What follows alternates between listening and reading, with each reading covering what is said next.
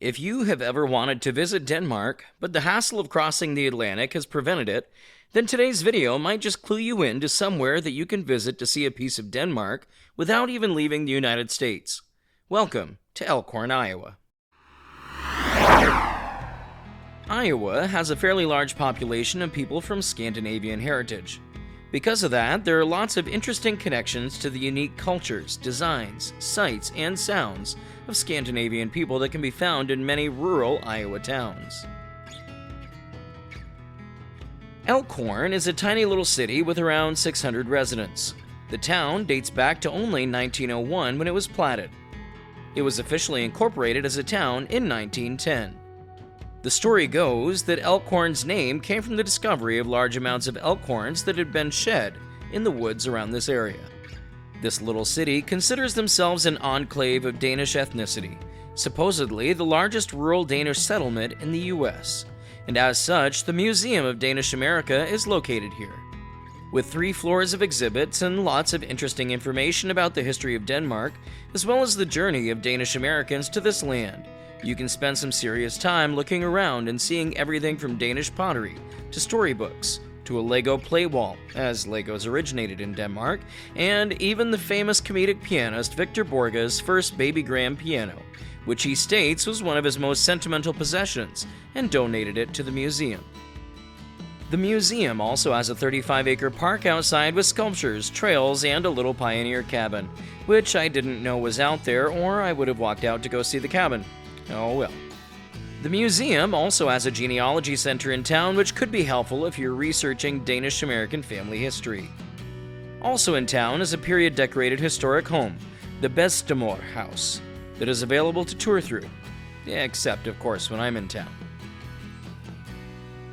However, the most obvious Danish sight in town is an authentic Danish windmill that actually started its life overseas.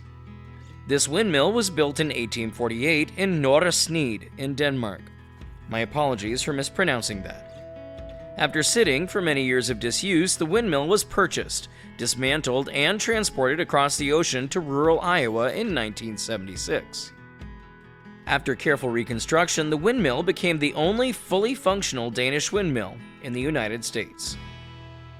For a small fee, you can take a tour of the windmill, which begins with a video featuring information about its original location, the relocation and construction in the 70s, and information on the man whose dream made this possible, Harvey Sorensen.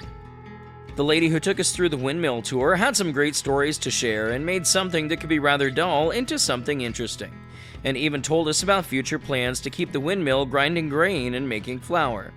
After her informational spiel on the parts of the windmill, she let us wander around to see the windmill at our leisure. You can climb quite a ways up into the windmill, and it was interesting to see both how complicated the structure was to make the stones turn, and yet at the same time how simple and rustic the windmill's mechanisms are. The tour through the windmill was worth the cost, and there are also some neat things to look at just outside, including a Viking-hjem, which shows how a Viking blacksmith would have lived in the year 900. There is also the Morning Star Chapel, sometimes called the world's tiniest church, which only holds 4 people, and a folk art replica representation of parts of a Danish village. The windmill and its grounds have been named the Iowa Tourist Site of the Year multiple times, and it's easy to see why.